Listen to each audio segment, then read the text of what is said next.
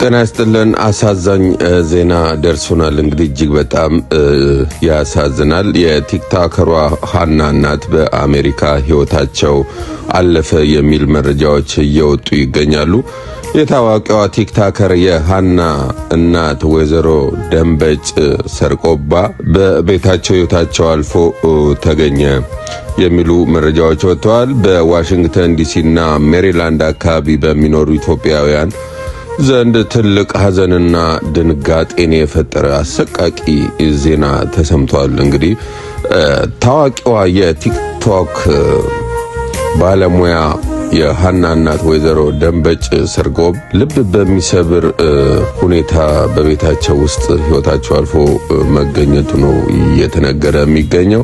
እንደ ቤተሰብ መረጃ ወይዘሮ ደንበጭ ህይወታቸው ከማለፉ በፊት የነበረውን ምሽት ለሚመጣው ታላቁ የመስቀል በዓል ቤተሰቦቻቸውን ለማስደሰት ቅቤ ሲያነጥሩና የቤታቸውን ድባብ በበዓል ጠረን ሲያውዱ አድረው ነበርም ነው እየተባለ የሚገኘው።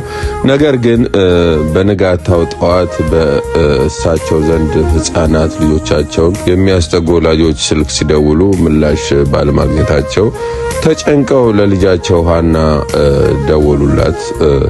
ሀና በተጨነቀ መንፈስ ወደ እናቷ ቤት ስታመራ እናቷ በቤቱ መኖሪያ ቤት አቅራቢያ መሬት ላይ ወድቀው ነፍሳቸው ከስጋቸው ተለይታ አግኝታቸዋለች።